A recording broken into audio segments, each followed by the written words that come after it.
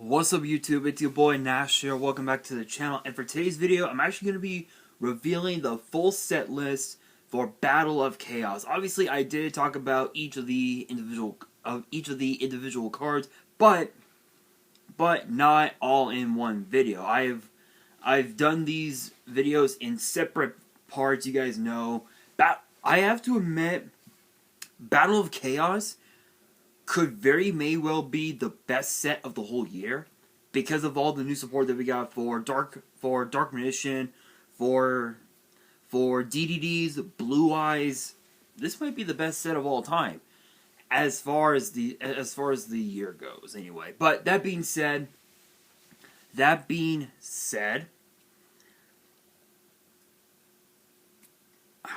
sorry guys, I apologize. My mind went blank there. My mind just went blank for a second. Anyway, that being said, I'm just gonna dive straight into it, and hopefully you guys do enjoy the video. If you guys do, and you guys want to see more set list reveals in the future, make sure you guys subscribe to the channel, give this video a thumbs up, and make sure you guys follow me on Twitter and on Instagram. The links will be in the description below.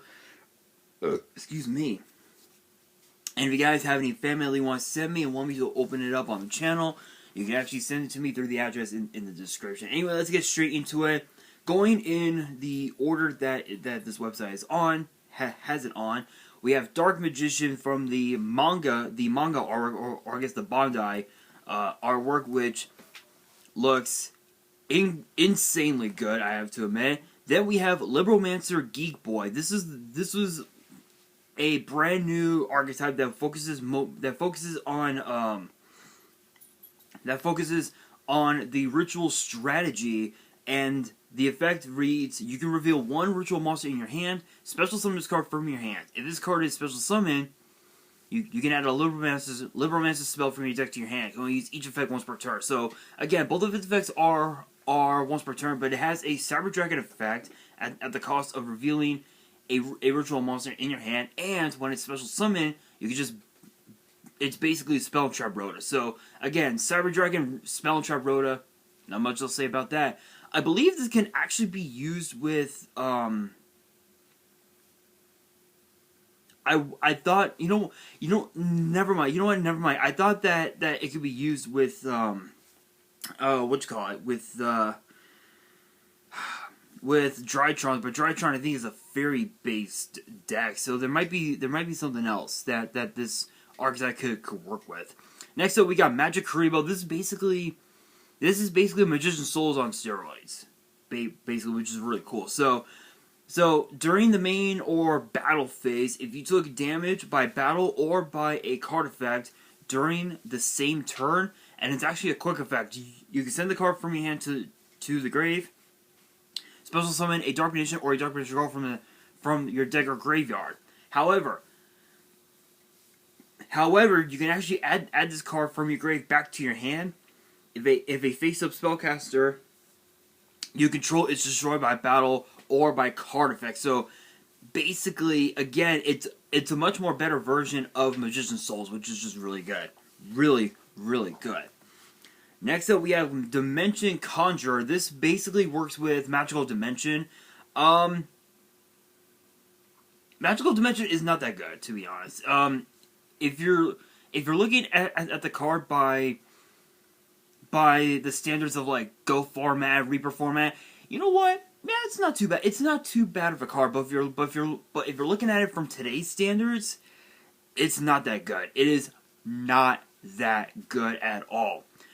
But what's interesting about Dimension Conjurer is that is actually its second effect. If this card is sent from the monster zone to the grave, you can draw cards equal to the number of spellcaster monsters you control, then place cards from your hand on top of your deck in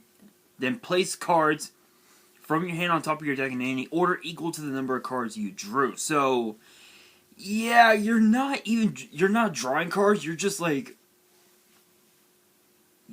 setting up your hand, basically, which is, it's not that good, honestly. Then, of course, we've got Tamize the United Dragon. This is a really interesting card, because what's cool about this is that is that you can special summon this card from your hand just by sending a spellcaster or a spell or trap that mentions dark vision in its name or text directly to your graveyard. And what's even more crazy is that you can fusion summon from your extra using this card that you control, which is just absolutely insane. Don't get me wrong. Don't get me wrong. It's not too bad, but the only downside, the only downside is the fact that with cards like Dimensional Barrier still in the format, and also another really old card, non-fusion area, and even also mispolymerization. Those cards can be very, very tricky to use against. Against this card. So it's, I mean, it's a good card, but by the standards of playing it in a Dark Magician deck, you would literally need to build the deck surrounding this card, which is not the best, to be honest. Then, of course, we got Blue Eyes Jet Dragon. This is basically another form of Blue Eyes, which is just insane. It's just insane. So the effect reads: other cards you control cannot be destroyed by your opponent's card effects. You can only use each of the following effects once per turn, and only activate them while Blue Eyes by Dragon is on your field or in your grave. If a card or card is on the field is destroyed by battle or card effect, you can special summon this card from the grave. If it was there when the card was destroyed, or hand even if not. At the start of the damage step, if this card battles, you can target a card your opponent controls and return it to the hand. So not only is this a Cyber Dragon, or rather, not only is this a Monster Reborn, but it's also a compulsory evacuation device as well, which is really insane. It's just that good. I'm actually running, I think 2 copies of this card in my Blue Eyes deck. I'll have to do an update on the deck at some point.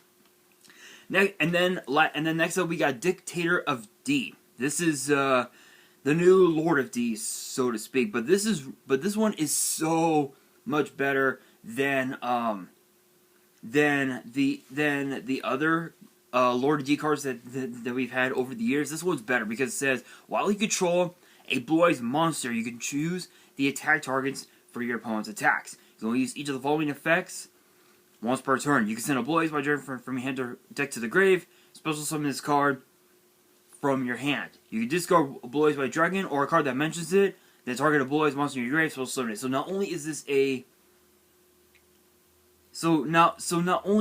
a sort of like a attack guidance armor, but it's also a Cyber Dragon and a Monster Reborn.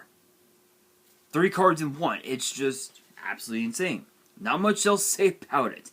Then, of course, we've got the Icejade archetype. First up, we have Cosmoclore, I believe how it's pronounced. This is an interesting one because I believe this one has the effect where if you have a field spell, where if there's a card in your field zone, you can actually summon this card from your hand just right off the bat. So yeah. So let's see here. Let's see. If a face-up card is in a field zone, you can special summon... Oh, in a field zone. So it doesn't have to be yours. It can also be your opponent's as well. You can special summon this card from your hand. You can always special summon this card once per turn this way. While Icejade... Cenote...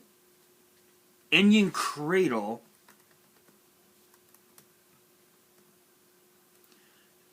is on the field, monsters and board controls can only activate their effects the turn they are summoned. Ooh. If your Icejade monster battles an opponent's monster, that opponent's monster loses 1,000 attack during damage count only. So it's like so it's basically a way to just drop your opponent's monster's attack to where a card like this can just clap it up easy. That's actually pretty cool. Then we have Adrian. I probably just butchered that one. But this one has the effect where if it's normal or special summon, you can add a Icejade spell or trap from your deck to your hand. So it's like spell and trap Rhoda for the archetype, which is really cool. And then And then whenever your opponent activates a card or effect that targets this card, or targets this card for an attack, in which this one's a quick effect, you can actually activate the effect where the next time this card would be destroyed by battle or card effects, it is not, which is really, really cool.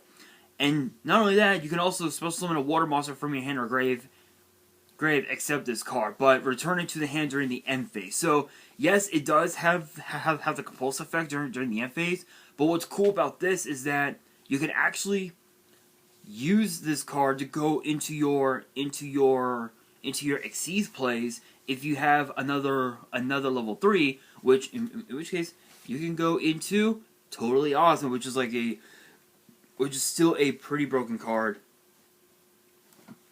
even by today's standards, which is just insane. Then, of course, we have Creation Kingfisher. I believe,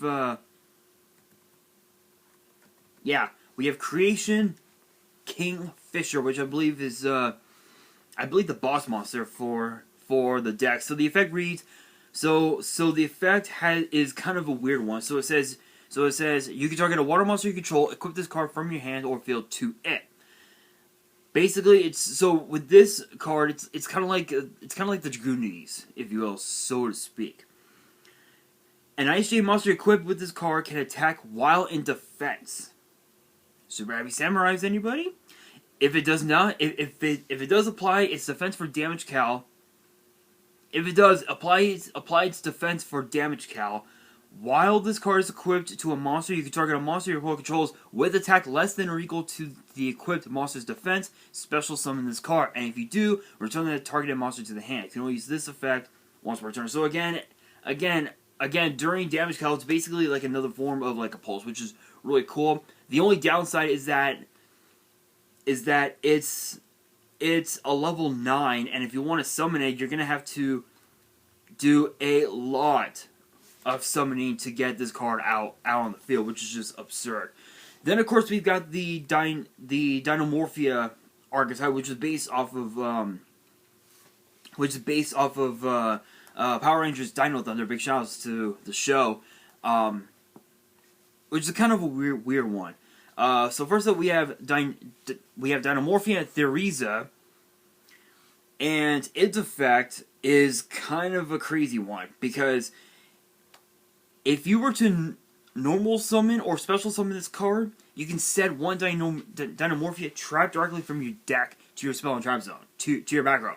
Absolutely insane. And if your life points are 2,000 or less, this card gains 500 attack, so it becomes it basically becomes 2,000, which is pretty cool. The only downside is that your life points would have to be at least 2,000, so you need to run what Solemn Judgment, Solemn Warning, and you're pretty much just good to go. You're pretty much just good to go from there. And if this card were to be destroyed by battle or card effect, you could banish the trap from your grave and special summon a level 4 or lower Dinomorphia monster from your grave, except this card. So, what would be the other 4-star Dinomorphia?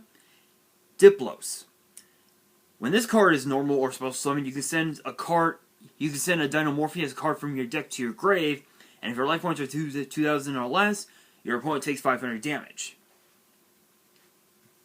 It's a really bad. It's a really bad Hinotama.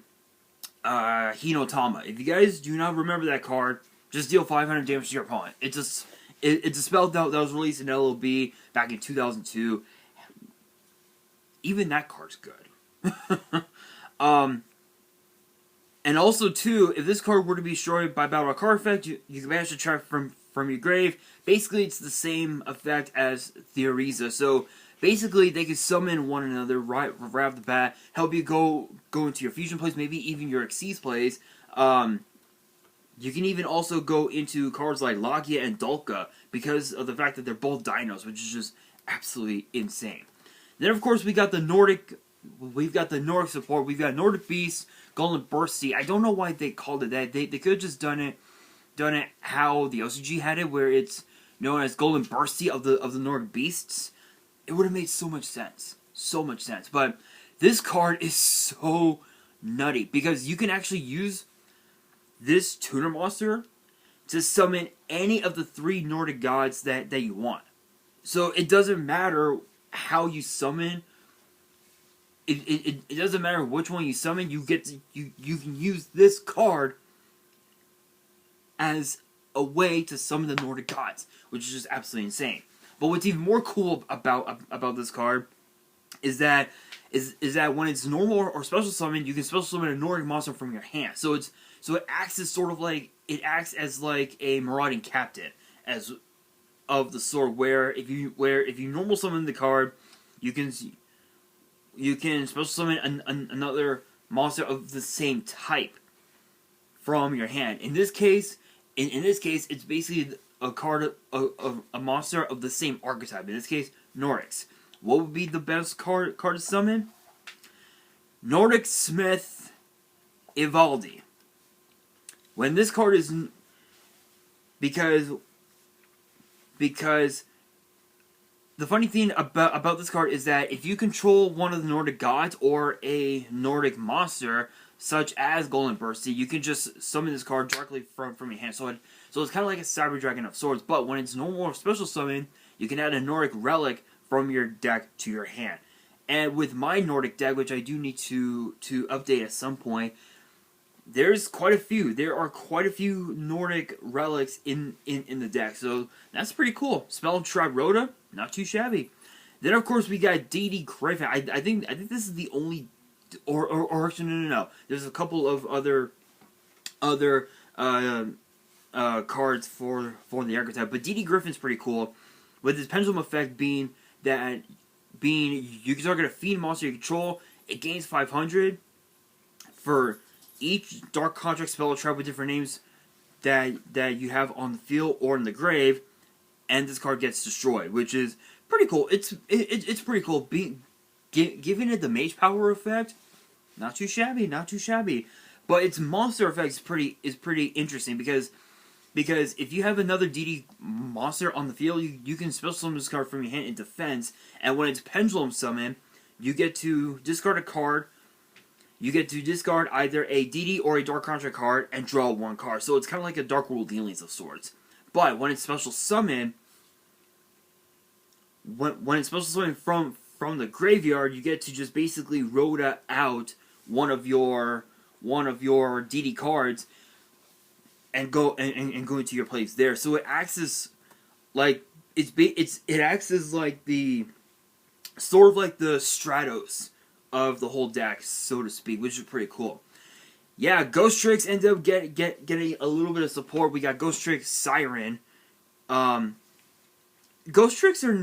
were a pretty interesting archetype back in the day. I know that Ghostricks, I don't think they ever got a YCS top back in the day, but still, what's cool about Siren is that it can't be normal summon unless if you have another Ghostrick on the field, and then once per turn during your main phase, you can change this card to face down defense. So it acts as like its own Book of Moon. And when it's normal summon or flip face up, you get to send the top 2 cards of your deck to your grave, and if either was a Ghostrick, you could activate one of these 2 effects. Add a Ghostrick spell trap from your deck to your hand, or change the effect monster. Change one effect monster your opponent controls to face down defense. So it's so you can use it as either Spell Trap Rhoda or a Book of Moon, which is really cool. Really cool. Not so. You know what? I've been really tempted to build Ghostricks. If you guys want to see me build, if you guys want to see me do a deck profile on Ghostricks, let me know in the comments. I'm very curious because I'm pretty tempted to do that one. Then of course we got Vampire Ghost. This is kind of a weird one because this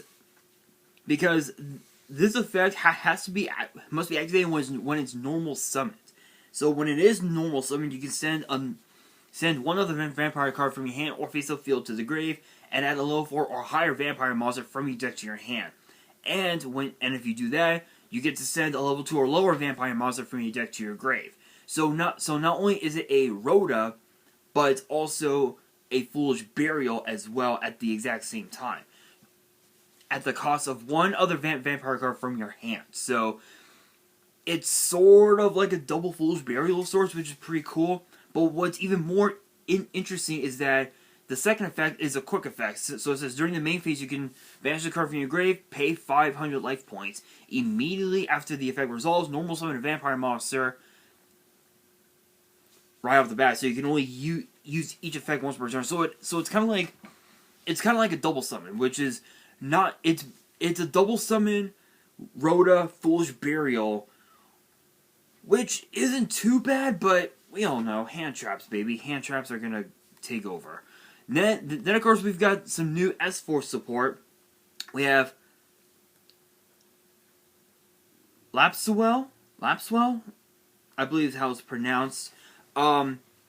This is kind of a weird one. The S-Forces are so weird because there are so many monster types for the S-Force archetype. I think Warrior, there's Fiend, I think Spellcaster, if I remember correctly.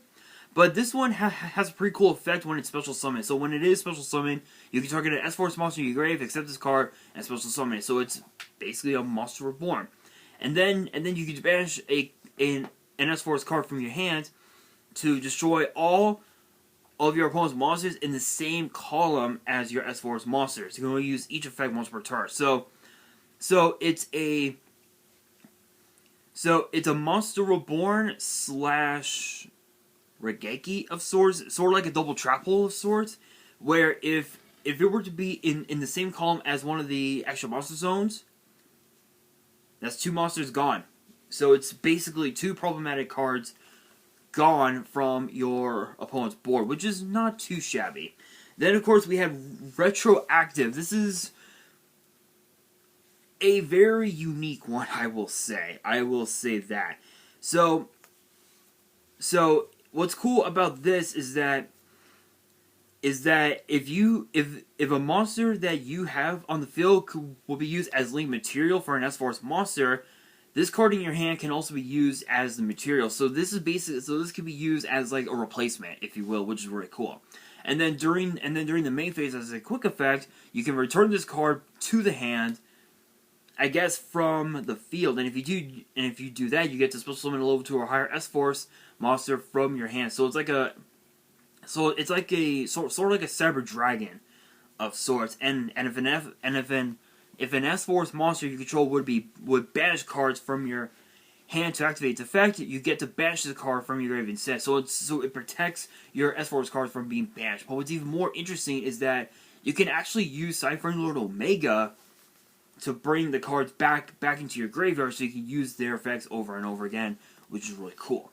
Then of course we have Neroi, the Dream Mirror Trader. This is basically for Dream Mirrors.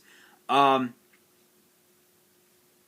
what's cool about this is that when you normal summon or special summon this card, you can add Neroi, the Dream Mirror Disciple, from your deck to your hand. So you're basically Stratosing out your Dream Mirror Disciple, and then you can make this card become a light attribute, which is really cool. It's perfect for a lot of the Xyz plays that just require light monsters. This card can actually make itself light, which is really cool.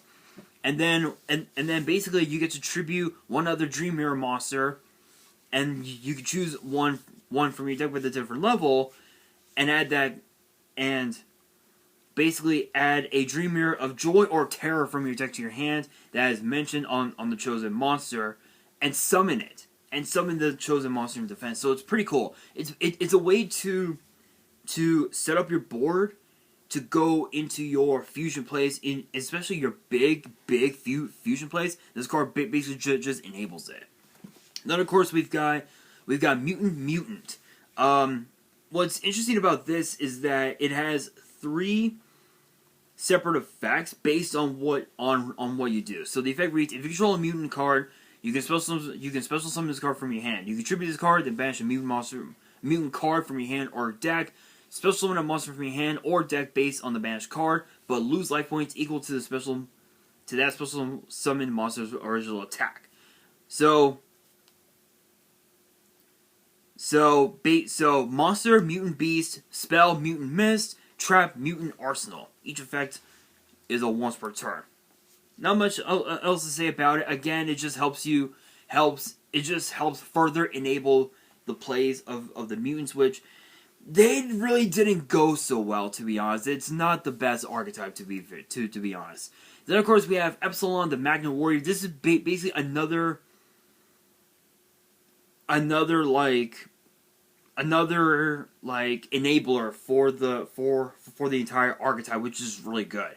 So the effect reads: if this card is normal special summon, you can send a level 4 or lower Magna Warrior from your deck to the grave except this card. This card's name becomes the sent monster's name until the end phase. Then you can special summon a Magna Warrior or Magna Warrior monster from your grave with a different name than the cards you control. You can only use this effect once per turn. So it basically is a way to not only further your plays of summoning your Magna Warriors, but you can actually summon them from your graveyard based on what you have. So if you have Valkyrion on the field by the effects of this card, then you can automatically summon the other Magna Warrior from your grave as well, which is just really cool.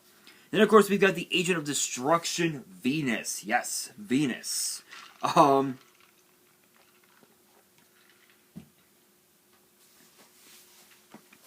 But what's interesting about this is that this is basically the opposite of the Agent of Creation, Venus. It's basically the opposite.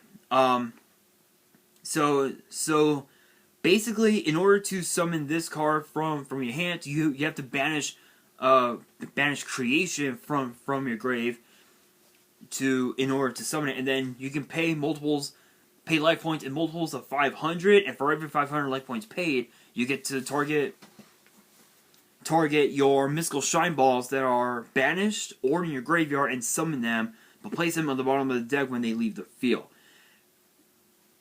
So basically, with Creation, it summons the shine balls from the deck, whereas opposed to Destruction, it summons them from either your graveyard or from your banished pile. So it acts as like a triple Monster Reborn / triple DDR, which is just absolutely insane. But I don't think agents are going to be as meta as people think.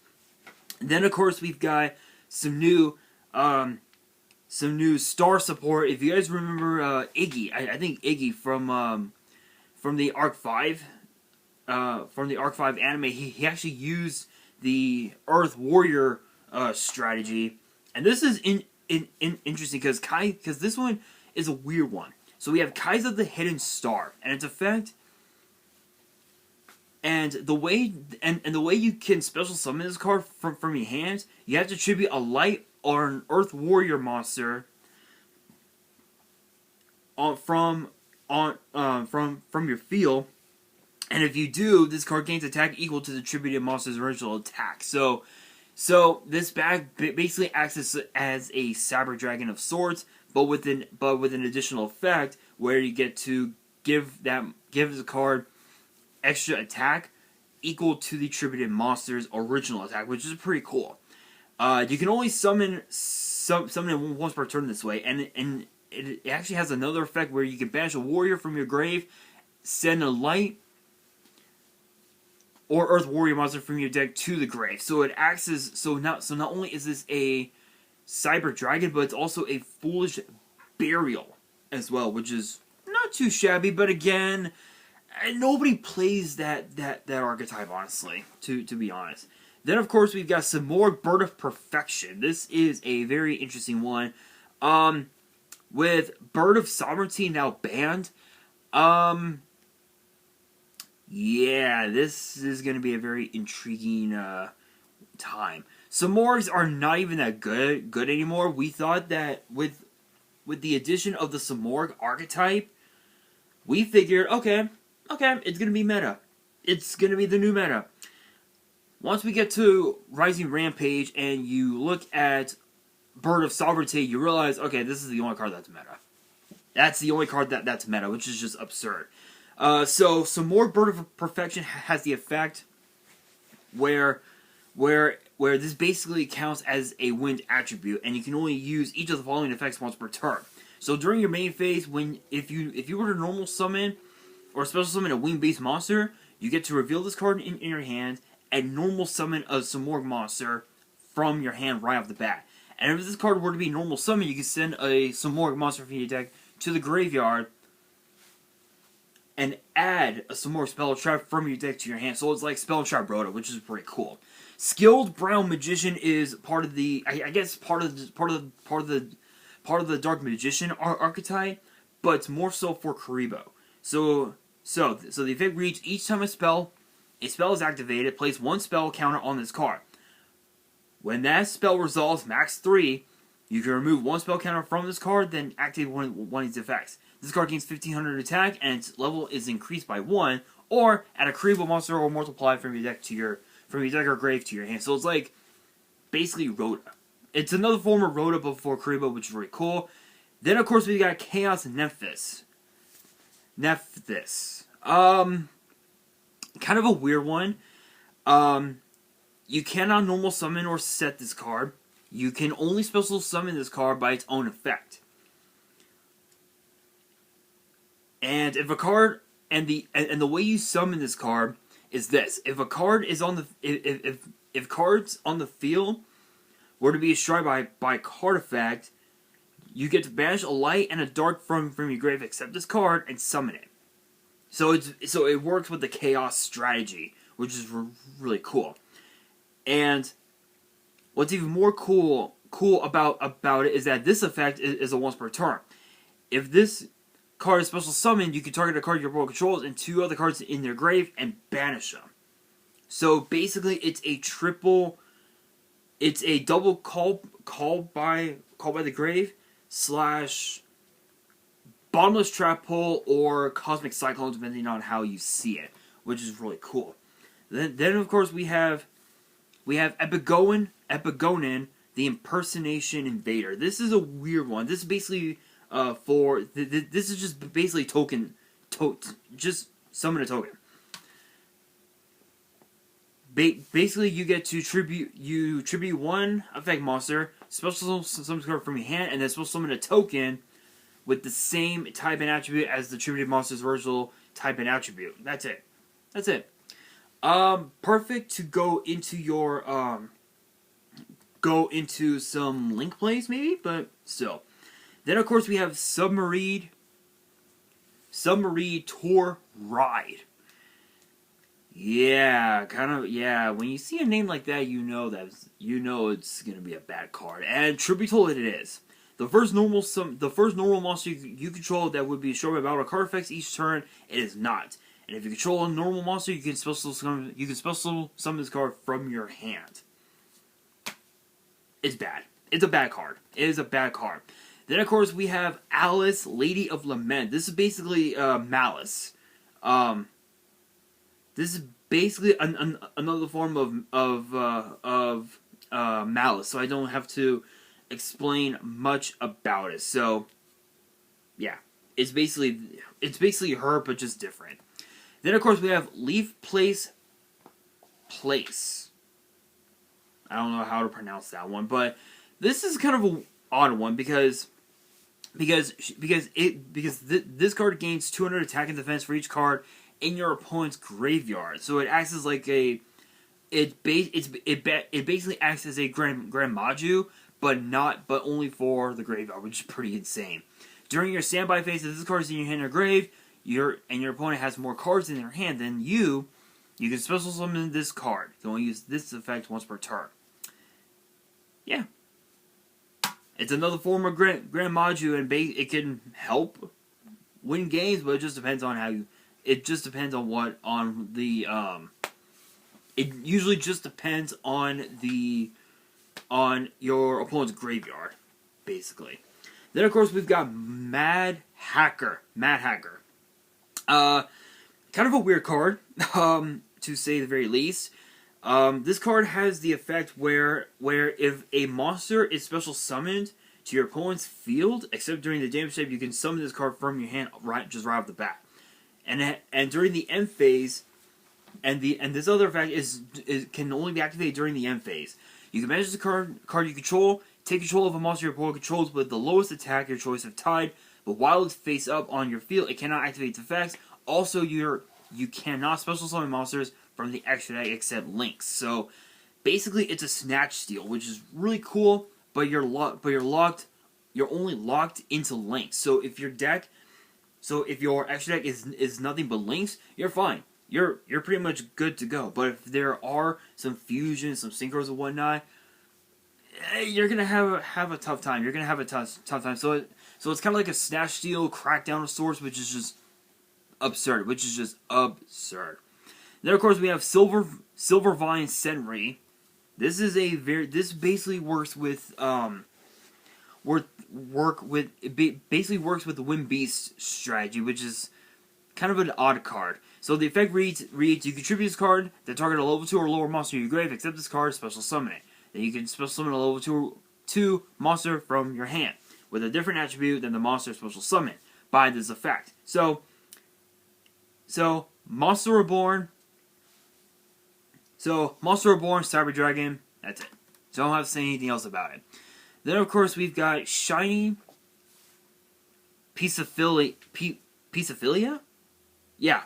So this basically this is basically one of Teia's new cards from the DM anime. So this card is kind of a weird one because it has multiple effects.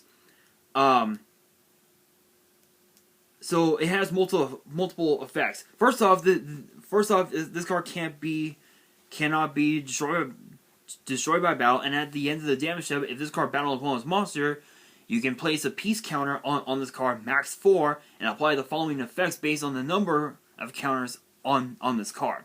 So if you have 1 counter, place a monster from your deck on top of your deck. 2, draw 1 card. 3, add a monster from your deck to your hand. 4, add a card from add a card from your deck to your hand. So not only could you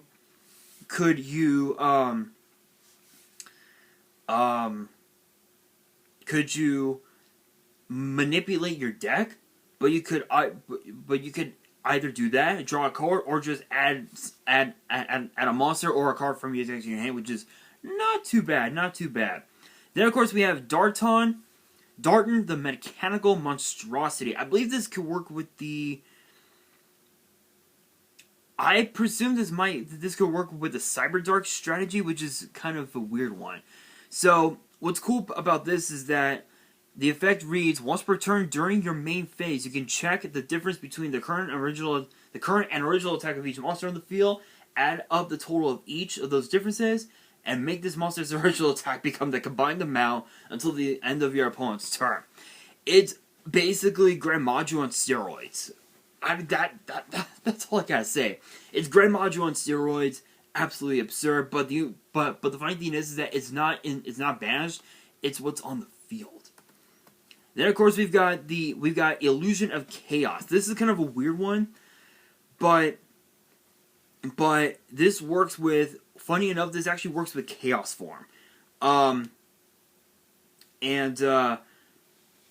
What's interesting about this is that you can reveal this card in your hand, add a Dark Magician or a non-ritual monster that mentions it from your deck to your hand, then place a card from your hand on top of the deck.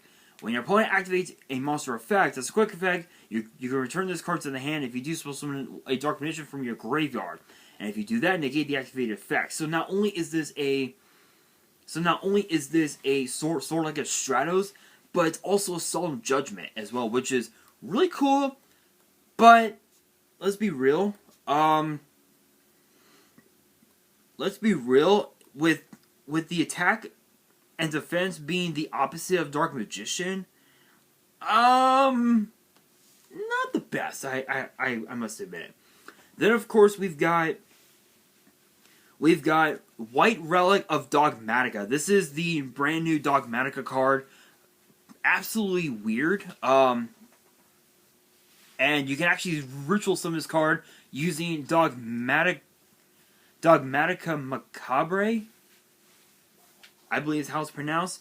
When this card is Ritual Summon. You can actually target 2 face-up monsters on the field and make one of the monsters gain attack equal to the other monster's attack, which is pretty cool. And then of course, too, this acts as sort of like a protection for the entire deck. So level 8 or higher dogmatic monster you control cannot be destroyed by battle, which is really cool.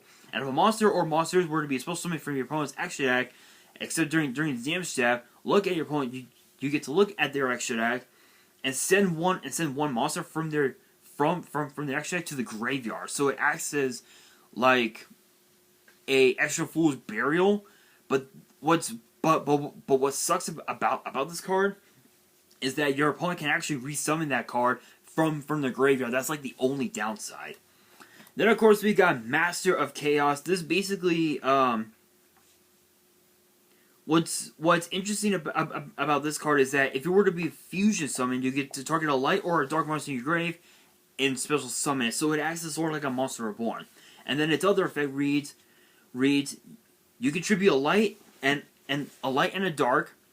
Banish all monsters your opponent controls. If this fusion summon card is destroyed by a battle or card effect, target a spell in your grave, add it to your hand. So not only is this a Monster Reborn, but it's also a Dimensional Fissure. It's basically a Dimensional Fissure, or I guess rather.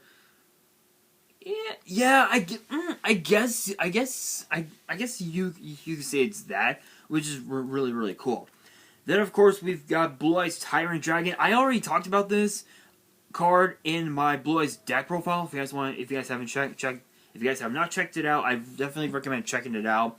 But what's cool about this is that it's unaffected by traps, and it can attack all of your opponent's monsters once each. So it's like a board wipe, basically, which is really cool. And then what's even more cool is that at the end of the damage step, if this card had battled, you can target a trap in your grave and set it. So you can basically set Tyrant Wing. You can set pretty much any trap you want from your grave to your spell and trap zone, which is really good. Then of course we've got the Dinomorphia fusions, which I'm not going to talk about them because they're not even that good. But I'll try and like recap what they do. So Dinomorphia Kentragina has the effect where it loses attack equal to your life points. So it's not that good.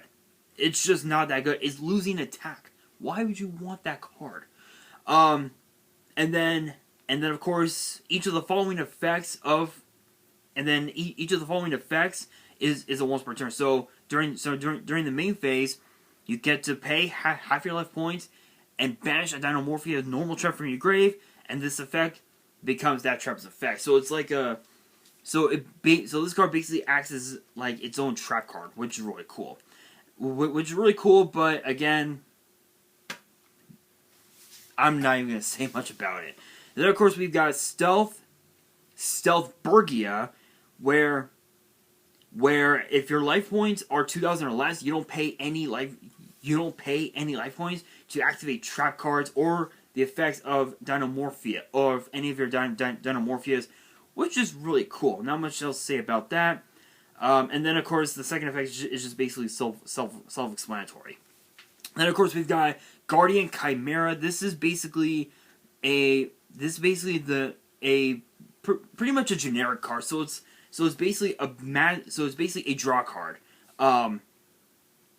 So what's cool about this is that you get to draw cards equal to the number of cards that were used as material from the hand, and you get to destroy cards that your opponent controls equal to the number of cards used as the material from the field, which is really cool. So if it's 1 from the field and 2 from the hand, it's a pot of greed trap hole.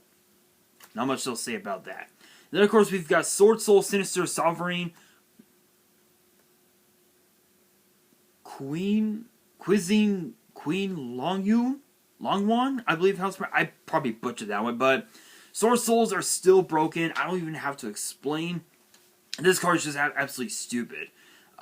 Basically, you just to recap, you basically get to deal damage to your opponent, which is just absolutely absurd. Then of course we've got Maple Maiden, one of the new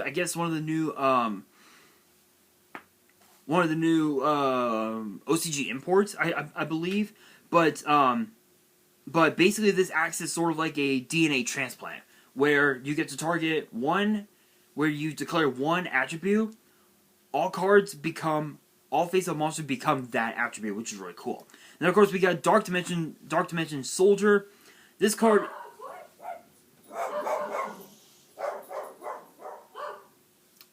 basically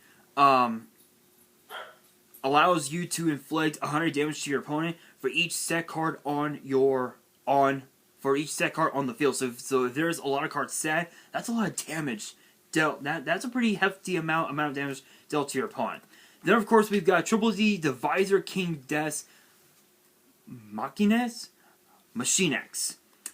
Not much else to say about this card. I've done quite a few updated versions of the DDD deck, so I don't have to explain what this card does. Then of course we've got the Zombie Vampire. This card basically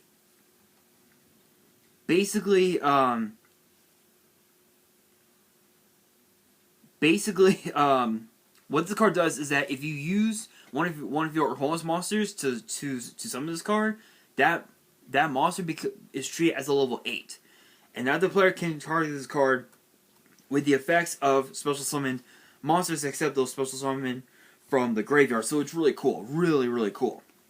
And so not much else to say about that. Onibimaru Soul Sweeper. I believe this is perfect for the Libromancer, I believe. Yeah, actually, I believe you can use it for the Libromancers, I believe. I'm not so sure, but basically this acts as sort of like a Destiny Hero Doom Lord of sorts, where you get to target a monster that your opponent controls and banish it until your opponent's end phase, which is really cool. And then if this card were to be destroyed by an opponent's card effect, you get to target banished monsters up to the number of materials that this card had and shuffle them back into the deck. So it basically is just a way to reset your main deck, your main or your X deck, if you will. Then of course we've got Ghostricks Festival. This is the new Link 1 for the Ghostricks.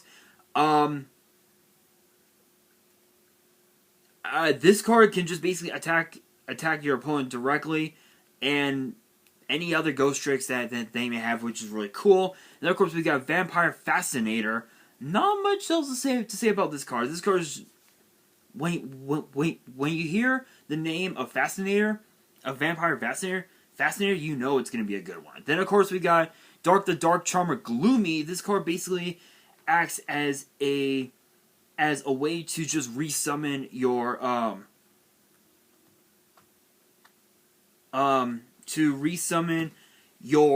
your dark monsters, and not only that, if this card were to be shown by battle or card effect, you get to add a dark monster with 1500 or less defense from your deck to your hand. So it's like kind of like a Witch of the Black Forest, if you will, which is really cool. Then of course we got Vision with Eyes of Blue. This is basically a way to This card is basically a way to summon out a monster from your hand just by revealing a Blue Eyes White Dragon. But what's even more cool about this card is that you can target a face-up monster you control, return it to the hand, and apply the following effects based on the original name that was returned. So a Blue Eyes White Dragon. Special summon a monster from the hand. Anything else, special summon a Blue Eyes monster from the hand. So it's one or the other, which is really cool. Then of course we got Ultimate Fusion. Not much else to say about this card. This card is just absolutely busted. Helps you summon out Blue Eyes alternative Ultimate Dragon, which is really cool. Not much else to say about that. Then of course we've got Icejade, C Note, Onion, Cradle. This is basically the field spell for the Icejade, so I don't have to explain much. Branded Disciple, probably the most broken card in the whole set, in the whole Albaz archetype, so it's just really cool. Basically, it's another form of like, it's basically a continuous spell version of Solemn Judgment, which is really cool. Dogmatica Macabre, basically the ritual spell. Don't have to say anything else about that. Nordic Relic. One of the new Nordic. I can't spell it out. This card is really cool. Basically, you get to just special summon a Nordic monster from your deck, but you're only locked into summoning the Nordic gods from your Icejade, which is really cool. But you get to banish the card from your grave and add a Nordic monster from your deck to your hand, and shuffle a card from your hand back into the deck. So it acts as sort of like a 1-for-1 of sorts, which is really cool. Dark Contract with Patient License. This is the new field spell for them. This is just absolutely insane. This card can just deal 1,000 damage to your opponent. And whenever they summon a Fusion, Synchro, Xyz, or a Link from their action, which is absolutely insane. Ghostricks Shot is kind of an odd one because the effect reads: special summon a Ghostrick monster from your hand or grave.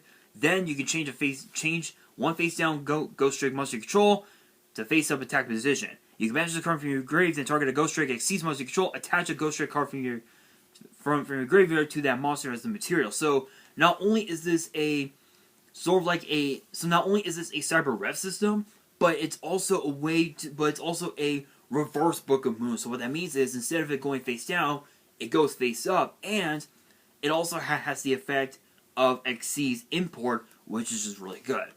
Octoadic Serpent Strike. This is basically another combo starter for the whole Octoadic archetype, which is really cool. Arceadic Radiation is another starter for the Arceadic archetype, which is really cool. Floowandereeze and the Advent of Adventure is basically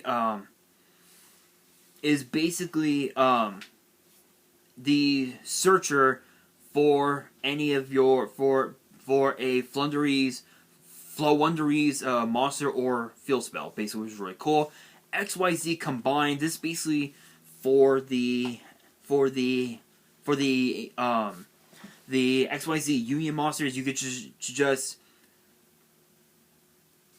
resummon X-Head Cannon, Y Dragon Head, or Z Metal Tank from your deck and return a fusion monster you control to the extra deck, which is just absolutely absurd. Clear New World. Not much else to say about this card. This card is basically a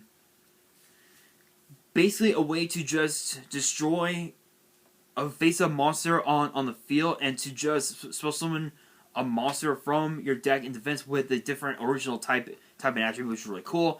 Sales Band, not the best. I'll say it's not even that good. It's basically a much more worse version. It's a different version of what's that one card called? Crossout Designator. It's a much more different version of that, which is pretty weird. Top Share, basically it's just a way for you to just manipulate your deck, so to speak. Then of course we have Eurodora of Fate. This is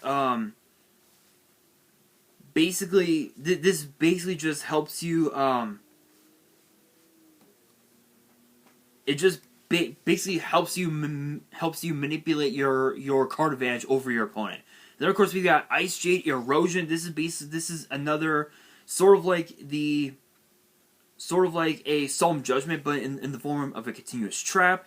Sword Soul Strife is kind of an odd one, but what's cool about this card is that you get to summon tokens right off the bat, and you can use those tokens to go into your link plays. Then of course we have Dinomorphia, Domain, and Alert. These cards just basically help you go into your fusions, as well as Dinomorphia Brute and Shell. Or actually rather, the Brute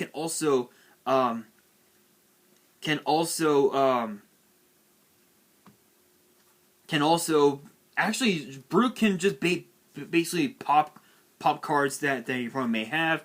Then of course we have Dinomorphia, Shell, and Sonic. They're basically the Solemn Judgments for the archetype. Then of course we've got Dinomorphia Revert. We have the Nordic Relic. Also, sorry, Dinomorphia Reversion is another form of Solemn Judgment, which is really cool. Then, of course, we have Nordic Relic Svalin. This is basically just a really busted card. Not much else to say about it. It basically helps. It just negates all face-up cards that your opponent may have. So it's like it's kind of like a Dark Ruler No More of sorts for the deck. Then, of course, Triple D Headhunt. This card is absolutely absurd. So the effect reads: if you control a Triple D monster, target a face-up monster your opponent controls, take control of it until the end phase of the next turn, but its effects are negated. It cannot declare an attack. Also, if it's a monster, special summon from the extra deck, it's treated as a Triple D monster. You can only activate one Triple D Headhunt per turn. So it's basically a snatch steal for the deck, which is really cool. Ghost Trick or Treat. Basically, it just gives your opponent an option, basically, which is just pretty nuts. Monster Rebirth is a really bad Monster Reborn. Don't have to say anything else about it. Then, of course, we've got Tribe Drive. This is basically, I've been hearing that this card can work with I think the Ghostricks, I believe. I heard that this card can be used with Ghostricks, so it's pretty cool. Then of course we have Imprudent Intrusion. You can either just destroy a monster your opponent controls, or special summon a monster from your graveyard, which is really cool. End of the line basically is perfect for the I think the Dinomorphias. So yeah. Not much else to say about that. And then, of course, we've got all of the world premiere cards that I had already talked about. So I'm not really going to talk about them.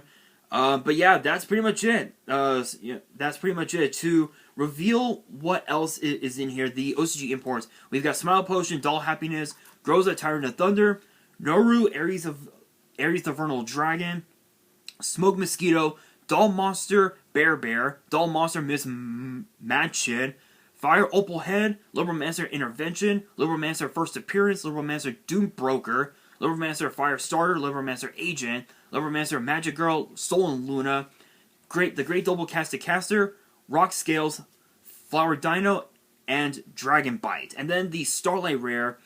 Apparently the Starlight Rare is going to be the Dark Magician. So we know that, so we're pretty much guaranteed that this card, the Dark Magicians, will not be in Legendary Duelist Season 3. I can pretty much guarantee you that. If it does get printed in that set, I'll be very surprised. But all in all, this set is incredible. I mean, getting to see the new, these new Dark Magician cards, the new Blue Eyes cards, the new DD cards, Nordic Relics, it's incredible. I am actually going to be getting this set once it gets released next week. So make sure you guys, be ready, because I will be getting it. I don't know if I will open up the box or not, but we will see. But anyway, that will do it for today's video. I know that this was a relatively long one, so I do humbly apologize. But that will do it for today's video. Hopefully you guys enjoyed. If you did, make sure you guys smash that thumbs up button if you guys are new to the channel. And you guys want to see more set list reveals in the future, make sure you guys subscribe to the channel and hit that notification bell so you guys do not miss out on any new content that comes your way. Be sure to follow me on Twitter and Instagram. All links will be down in the description below. And if you guys have any fan mail that you want to send me and want me to open up on the channel, my address will also be in the description as well. I recommend getting this set, guys. I recommend getting this set. This set will blow your mind. If you guys want to go for the singles, go for it. My opinion, get the boxes. Incredible. And on that, this is your boy Nash, signing out.